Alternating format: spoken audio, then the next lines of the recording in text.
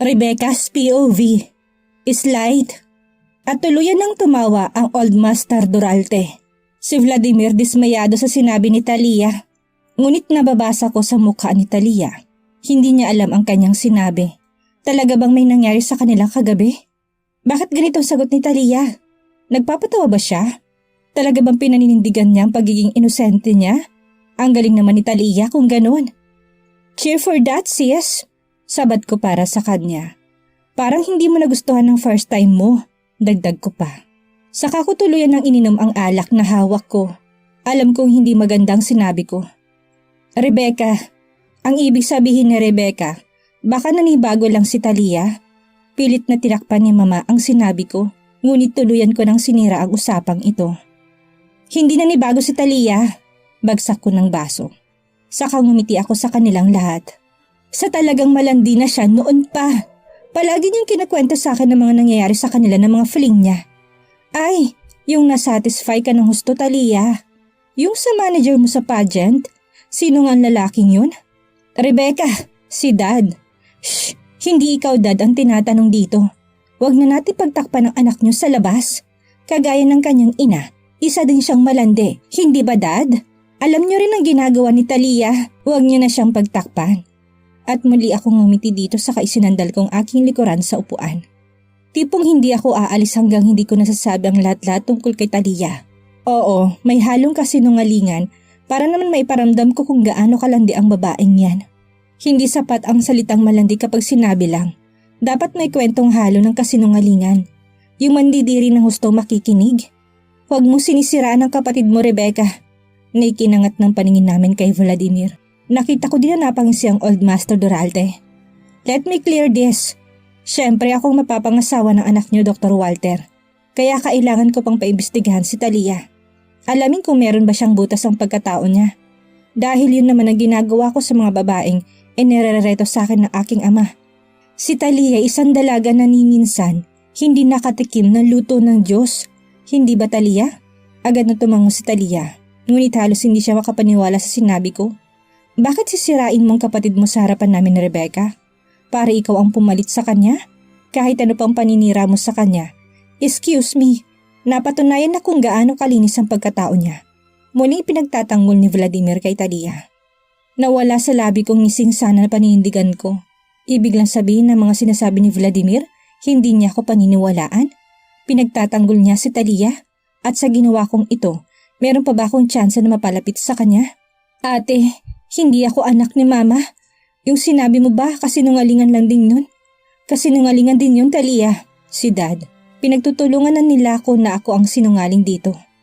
Walter, ano pang ginagawa mo? Gusto mo bang mga tauhan kong kumaladkad sa mapanira at sinungaling mong anak? Ang Old Master Duralte. Tuluyan kong sinira sa harapan nilang aking imahe. Hindi ito maganda. Hindi ito ang nais kong kalabasan ng gabing ito. Hindi matutuloy ang kasal nila bukas. Sinisiguro ko yan. Huwag ka na magsinungaling, Dad. Ma'am, hindi mo anak si Talia. Anak niyo sila sa labas. Rebecca, saway sa akin ni Mami. Pati ba naman kayo gagawin niyo talagang sinungaling ako sa harapan nila? Bakit kayo ganito sa akin? O baka ako hindi niyo anak? Ganun ba yun? Saka ako umiling at tumawa na nga ng pilit. Gusto kong maiyak sa harapan nila, ngunit mas pipiliin ko ng panindigan ang layunin ko dito. Matakot ang dapat matakot sa ibinunyag kong katotohanan. Hindi niyo anak si Talia, Ma'am. Anak siya sa labas ni Dad. Kaya lang yung mami talaga ni Talia namatay, hindi ba? Saka natakot lang kayo na ako ang ilatag kay Vladimir dahil may mga hindi magandang ginagawa si Vladimir sa mga nereretong babae sa kanya. Kaya mas ginusto niyo si Talia na lamang ipain sa kanya. Kuya Simon, kamuntik na siyang magangbang dahil yun ang plano ng magaling na sekretary ni Vladimir para iwasan ang kasal bukas. Ngunit hindi kumibo si Kuya Simon kung hindi muling uminom ng alak na mismo sa bote at hindi na dinerecho sa baso niya. Ayoko sumali sa gulo mong ginagawa, Rebecca. Huwag mo akong babanggitin dito. Mami, please. Huwag mo naman ako ipamukha na ako talaga ditong sinungaling. Anak mo ko. Bakit ba mas pinipili niyo protektahan si Talia kaysa sarili niyong anak? Hindi mo anak si Talia. Hanggang sa nakita kong palapit na ang mga tauhan ni Dad. Huwag na huwag kayong lalapit sa akin kapag sinubukan niyong itanggi ito mismo sa harapan ko at ikinulong niyo ulit ako. Magpapakamatay na talaga ako. Since ako nagmumukhang mali dito, hindi ba? Rebecca, hindi mo kailangan gawin ito. Naiintindihan namin na nasasaktan ka kung bakit mo ito ginagawa. Patuloy na dinidad na ako ang sinungaling dito. Talagang nagpapatawa ka, Dad. Sure kang gusto niyo nga ako mamatay? Sige, sirain niyo na ako. At ako mismong tumayo sa kinaupuan ko. Tara, ihatid niyo na ako sa huling hantungan ko. Iaya ko sa mga tauhan ni Dad. Totoo ang sinabi ni Rebecca tungkol kay Talia. At natigilan ako dahil sa wakas nagsalita na ng totoo si Mami. Humarap ako dito. Carlota, hindi ko anak si Talia. Anak siya sa labas ni Walter kung sino man ang babae niya. At ilalantad ko na rin ang katotohanan na ang edad ni Talia at Rebecca ay magkapareho lamang. Ma'am? Naikinalaki namang mata ni Talia. Huwag mong tawagin ng ganyan ng mami ko, Talia. Hindi mo siya ina. Ako ang anak niya. Huwag mong tatawagin ng ganyan ang ma'am ko. Nahalos na nalapon ang paningin ko sa gigil at galit. Anong ibig sabihin nito, Walter? Nais mo pakasalan na anak ko isang babae na anak mo lang naman sa labas?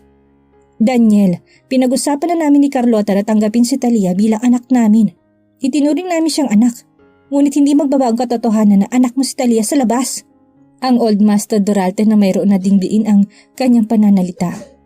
Baka nakakalimutan niyo ang prinsipyo ko. Ang ayoko sa lahat ng mga sinungaling.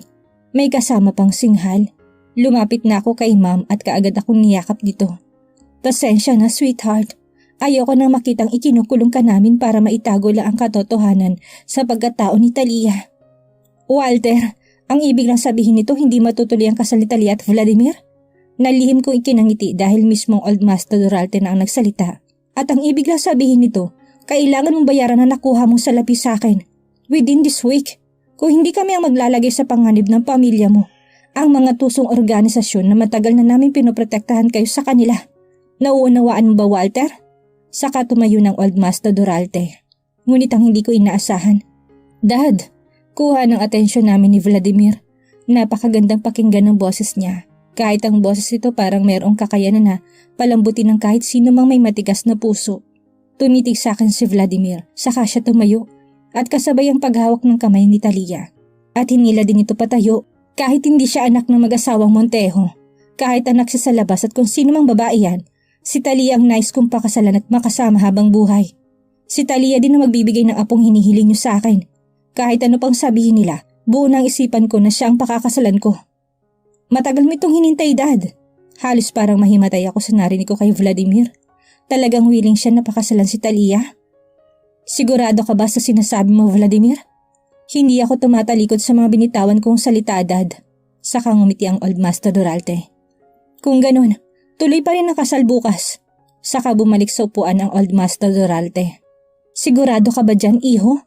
Si Ma'am. Mahal ka ng anak ko. Sa totoo lang ayaw ni Talia magpakasal sa'yo. Pinilit lang namin siya. Ngunit inalalayan ulit ni Vladimir na makaupo si Talia. Hindi ba, Talia? Ayaw mo makasal sa kanya, hindi ba? Talia, magsalita ka. Kailangan na sumang-ayon siya sa sinabi ni Mami kung hindi papatunayan niya sa akin na talagang may nais siya kay Vladimir. Hindi mo kailangang magsalita, Talia. Si Vladimir ulit. Dahil kahit sumang-ayon ka pa sa kanila, kapag sinabi kong pakakaslan kita, gagawin ko. Vladimir, kahit wala namang nararamdaman sa'yo si Talia, gagamitin ka lang niya. Mahal na mahal kita. Walter, maaari mo nang paalisin mo ng mag-ina mong yan. Marami tayong pag-uusapan kung anong klaseng ina meron bang anak mo si Talia. Ang Old Master Duralte. Kaya wala nang nagawang nakapaligid sa amin ni Mami. Pinakaladkad na nga kaming dalawa. Ang ibig lang sabihin ni Vladimir, kahit walang nararamdaman sa kanya si Talia, ayos lang sa kanya? Tuluyan ba talaga siyang binulag nito? Buisit! Kasalanan mo to, Ma'am. Dapat ako nasa kalagayan ngayon ni Talia. Yan tuloy, nahulog ng loob ni Vladimir kay Talia. Kahit anong gawin ko, hindi masisirang kasal nila bukas. Shh! Bakit si Talia? Hetong gusto niyo talaga mangyari? Hindi, Rebecca, hindi. Hindi ko inasahan na ganitong mangyayari. Naniniwala lang ako sa daddy mo na baka manganib ang buhay mo kapag ikaw ang pinagkasundo namin kay Vladimir. Akala ko rin may hindi magandang mangyayari kay Talia na ikakasira nito. Bakit niya inilihim na si Talia ay anak niya sa labas? Dahil alam namin ng daddy mo na darating ang panahon na ang nilalapitan namin na mautangan ng malaking halaga ay sisingilin kami. Si Talia ang nasa isipan ko na maaaring ibayad sa utang namin sa pamilyang Duralte. Ang dad mo, naisahan tayong dalawa. Kakampi mo ko dito, Rebecca. Anong gagawin natin ngayon, Mami? Desidido si Vladimir na pakasalan si Talia. Kahit anong paninira ko sa kanya, nakita mo siya. Pinagtatanggol pa ni Vladimir si Talia. Hindi pa huli ang lahat, meron pang oras. Mami, bukas na sila ikakasal. Ano bang hindi niya maintindihan at positibo pa siyang may magagawa pa siya sa lagay na ito?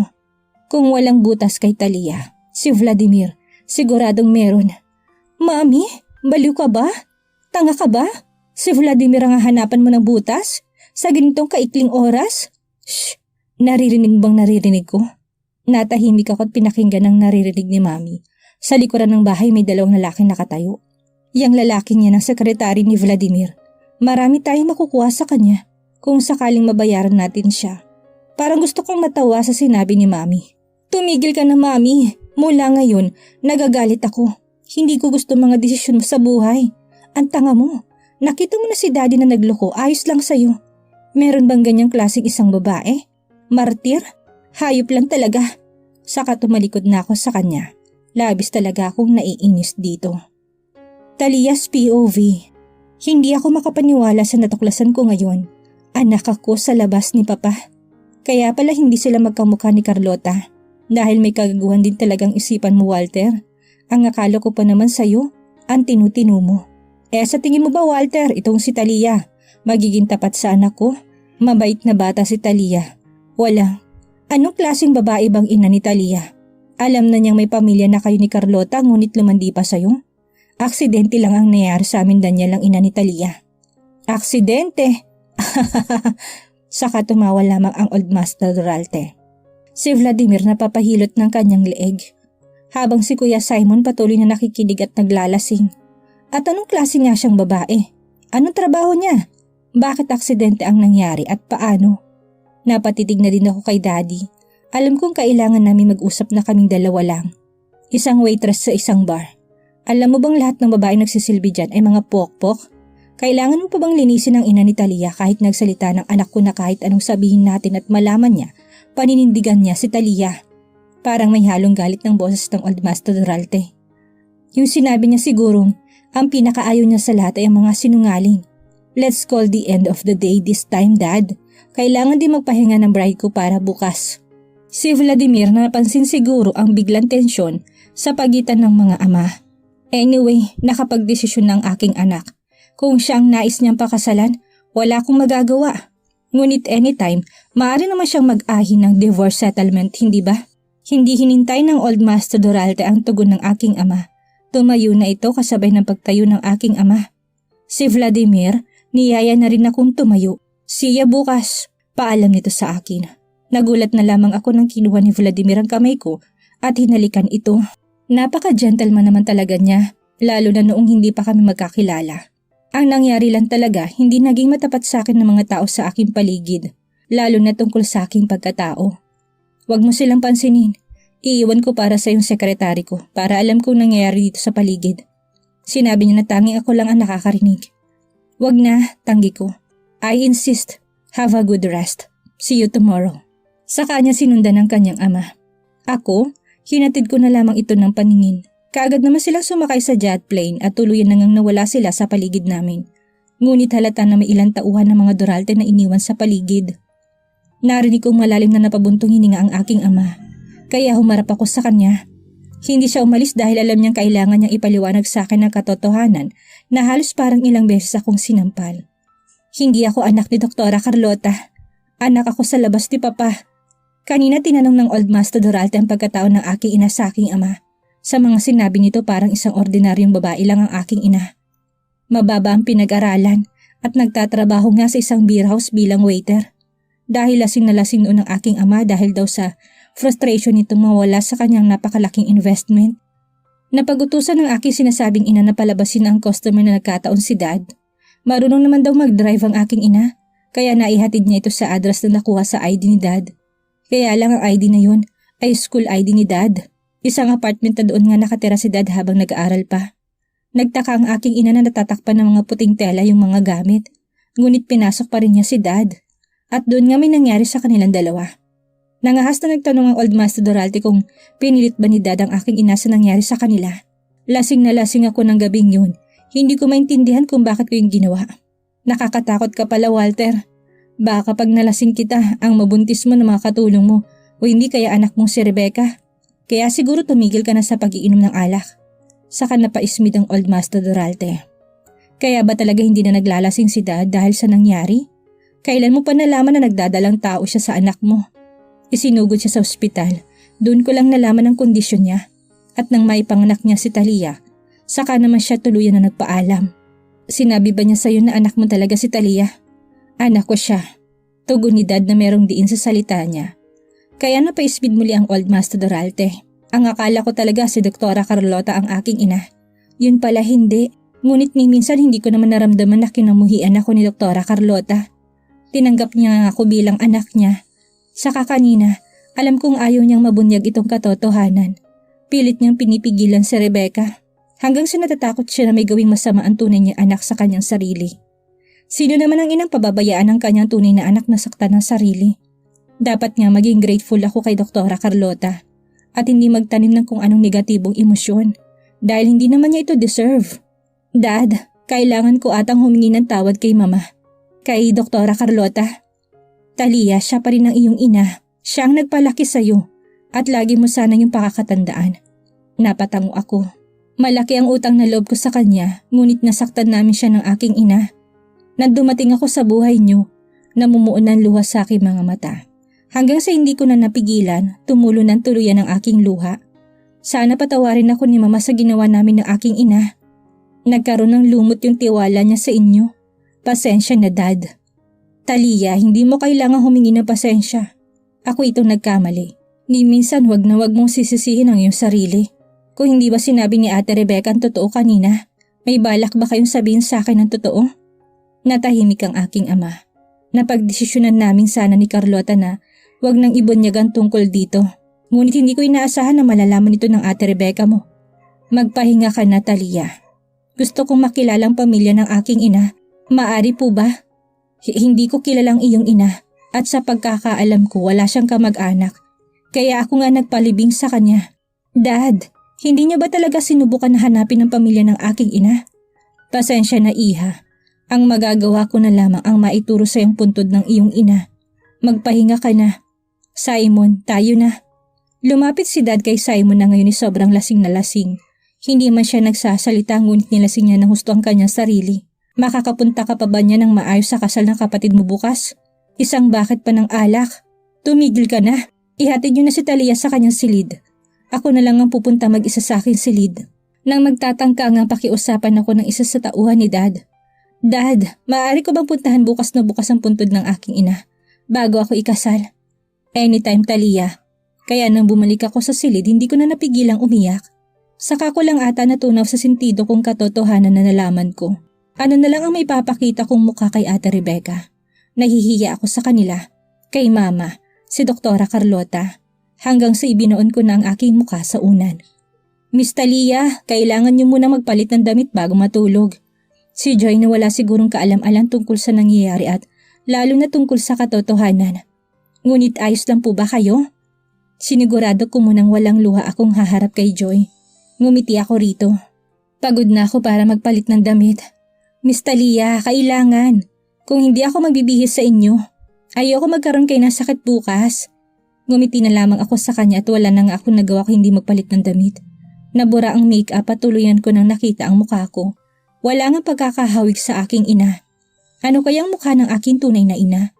Sinuot ko ang sleeping robe at sinindihan na ni Joy ang candle scent na nakakatulong sa maayos na pagtulog ko. Ngunit nakuha ng atensyon kong wedding gown na malapit sa may malaking bintana sa aking silid. Talagang ikakasal na ako bukas.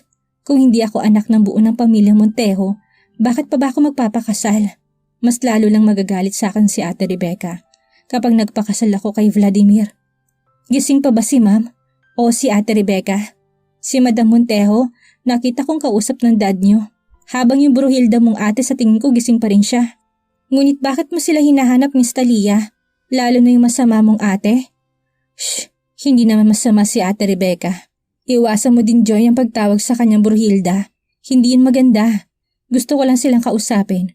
At patungo na nga ako sa pintuan ng hinarangan ako ni Joy. Miss Talia, ipagpabukas niyo na lang na makausap sila. Tsak baka masaktan ka pa ng Ate Rebecca mo. Hindi ka maaring lumapit sa ngayon sa kanya Gusto mo bang bugbog sarado yung mukha nyo kapag ikinasal kayo? Hindi ko kayo hahayaang lumabas at ipain ang sarili sa isang pating. Joy, hindi ho Miss Talia. Napakalungkot ng mukha nyo ngayon para kay minagsakan ng mundo. Kaya ngumiti ako ng pilit dito. Kailangan ko silang makausap. Kung gusto talaga ni Ate Rebecca si Vladimir, aatras ako sa kasal. Lalo na at, bakit nyo yan gagawin Miss Talia? Naku, hindi ko talaga kayo hahayaan na makalabas sa silid nyo. Matulog na kayo Miss Talia. Dahil alam ko hindi talaga ako papayagan ni Joy, mahiga na nga lang ako at aalis lang siya sa silid ko kapag nakatulog na ako. Nagkunwari akong tulog. Hindi madaling gawain na magkunwari. Nang hindi ko na namalayan ng pagkukunwari, tuluyan na ako nakatulog. Rise and shine our dear beautiful bride! Sabay hila ng kortina na malaking pintana sa silid ko. Kaagad na pumasok ang liwanag na nasa labas. Magulo ang silid, parang napakaraming tao. Kaya napamulat ako at napahiga bangon. Nakatulog ako? Kailangan ko makausap ngayon din sila Mama at Ate Rebecca. Kaya bumangon ako nang biglang may humila sa akin. Saan pupunta ang bride ng ganito kaaga? Mga stylish na hetong humila sa akin. Mukhang babae pero alam ko lalaki ito. Sa lakas ng hila niya sa akin. Alam mo bang dahil sa pakiusap ng yaya mo na hindi ka gisingin, malilate na tayo sa kasal mo? Kailangan ko muna kausapin sila Mama at Papa tungkol dito. No, settled na kagabi hindi ba? Saka may pa-bridal shower ka na. Ano ba, sa simbahan mo na sila makikita? Tsak, nandun na sila. Hindi, kailangan ko talaga silang makausap upang habang buhay nang magagalit sa akin si Ate Rebecca. Dapat talaga siyang nasa sitwasyon ko, hindi ako. Lalo na napatunayan ng hindi naman ganun kasama si Vladimir. Miss Talia, kailangan na natin kumilos. Meron na lang 5 minutes para kumain ng almusal at sisimulan na natin ang pag-aayos sa'yo. Kahit mag-isa kaya ko yung gawin. Inay, huwag mo kami maliitin. Kami lang naman ang kinuhang stylist ng groom mo. Mahal ang talent fee namin. Ang dami nyo. So, kaya naman nilang bilhin ang aming kaluluwa. Please cooperate sa amin Miss Talia ha? Maaari ko bang kausapin muna si Mami? No, kakain ka na. Yaya, nasaan ang pagkain ni bride? Yung konti lang pero hindi naman yung pagkain na mahihimatay siya sa gutom. Kaya nanatili ako sa higaan ko at nilagay sa harapan ko ang isang bed table at agahan ko. Wala akong gana, ngunit ang mga titig nila. Kapag hindi ako kumilos kaagad parang sasabihin nila na ako ang pinakamaarte nilang naging kliyente. Kumilos na lamang ako para kumain. Secretaries Philip POV. Bumalik ako sa manor ng Duralte at naghahanda na nga si Master Vladimir para sa araw na ito. Itong araw ng kanyang kasal. Wala bang kaguluhan na nangyari kagabi na umuwi kami? Wala naman Master Vladimir. Kaagad na nakatulog si Miss Talia at bago ako umalis, inaasikaso na siya. Good. Make sure na magiging maayos ang lahat ngayon. May lilinawin lang ako Master Vladimir. Ayon na rin sa kasunduan ng pamilyang Duralte at pamilyang Montejo. Kapag ikinasal kayo kay Miss Talia, tuluyan ang mawawala malaki nilang utang sa pamilya niyo at babayaran din niyo ang utang ng pamilya niya sa ibang organisasyon. Nang humisi si Master Vladimir sa sinabi ko bilang tugon nito. Anong ibig niya sabihin? Depende kay Talia, lalo na nalaman namin kahapon na hindi siya buo isang Montejo. Anak siya sa labas si Dr. Walter. Nakadepende pa rin sa kanya. Anong ibig niyo sabihin? Kung ayaw ni Taliang bayaran ng utang ng pamilya niya, edi walang bayarang mangyayari. Kaya ngumisi ng ganon si Master Vladimir dahil may chance na hindi ako ng pamilyang Duralte ang lahat ng utang ng pamilyang Montejo. But in case na umira lang awa ni Talia, wala naman tayong magagawa. Hindi ba Secretary Philip? Hindi ko inasahan Master Vladimir na anak ni Dr. Walter sa labas si Miss Talia. Patawarin niyo kung nakaligtaan namin matuklasan ang sikreto ng pamilya nila. Buti at inamin mo, may ipapagawa ako sa'yo. Hire the production team. Nais ko makita ng aking amang kabuuan na nangyari sa amin ni Talia ng gabing yun. The most best production team. Matuloy na kaya ang kasal ni Talia kay Vladimir? Ano na ang mangyayari ngayong alam na ni Talia ang lugar niya sa pamilya Montejo? Yan ang ating aalamin sa susunod nating kabanata.